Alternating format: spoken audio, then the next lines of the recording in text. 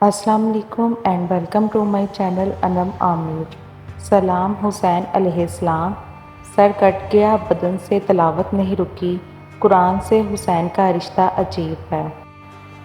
بادشاہ حسین علیہ السلام۔ کہانی بس اتنی سی ہے، یزید تھا، حسین علیہ السلام ہے۔ شیعہ یا سنی؟ امام حسین علیہ السلام کو ماننے کے لیے شیعہ یا سنی ہونا نہیں بلکہ حق پر ہونا ضروری ہے۔ کربلا میں مرد عورت۔ کربلا کا سب سے بڑا سبق مردوں نے حق اور صبر نہیں چھوڑا، عورتوں نے حیا اور پردہ نہیں چھوڑا۔ ہستیاں۔ حسن علیہ السلام، حسین علیہ السلام وہ ہستیاں ہیں جن کے کھیلنے میں جبریل علیہ السلام شامل ہوتے تھے۔ محرم کا احترام کرو، یہ دکھ کے دن ہیں، شیعہ سنی ہونے سے کوئی فرق نہیں پڑتا، غم حسین علیہ السلام کو محسوس کرو۔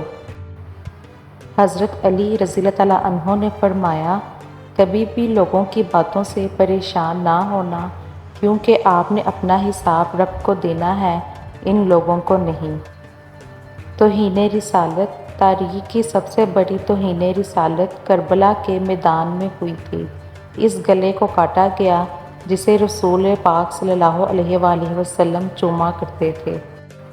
حضرت علی رضی اللہ تعالیٰ عنہ نے فرمایا، عمل سے بڑھ کر اس کی قبولیت کا اہتمام کرو، اس لیے کہ پرہیزگاری کے ساتھ کیا گیا تھوڑا عمل بھی بہت ہوتا ہے، اور جو عمل مقبول ہو جائے وہ کیسے تھوڑا ہوگا۔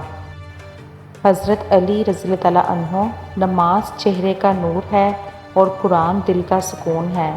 وضو سے شکل، قرآن سے عقل اور نماز سے نسل پاک ہوتی ہے۔ حضرت علی رضی اللہ تعالیٰ عنہ۔ جن لوگوں کی زبانیں درود شریف کے ذکر سے تر رہتی ہیں وہ ہنستے ہوئے جنت میں داخل ہوں گے۔ حضرت علی رضی اللہ تعالیٰ عنہ۔ جب دعا قبول نہیں ہو رہی ہو تو تہجد پڑھنا شروع کرو، کیونکہ تہجد کا ایک سجدہ بند راستے کھول دیتا ہے اور پھر جو ناممکن ہے وہ ممکن ہو جاتا ہے۔ حضرت علی رضی اللہ تعالیٰ عنہ۔ غم کو دور کرنے والی بہترین چیز تقدیر الہی پر بھروسہ کرنا ہے۔ حضرت علی رضی اللہ تعالیٰ عنہ۔ اگر دنیا میں سکون ہوتا تو لوگ اللہ تعالیٰ کو بھول جاتے، سکون تو صرف ان لوگوں کے پاس ہے جو اللہ کی رضا کو اپنی رضا سمجھتے ہیں۔ حضرت علی رضی اللہ تعالیٰ عنہ۔ کائنات میں کوئی کسی کا اتنی شدت سے انتظار نہیں کرتا جتنا اللہ اپنے بندوں کی توبہ کا انتظار کرتا ہے۔ حضرت علی رضی اللہ تعالیٰ عنہ۔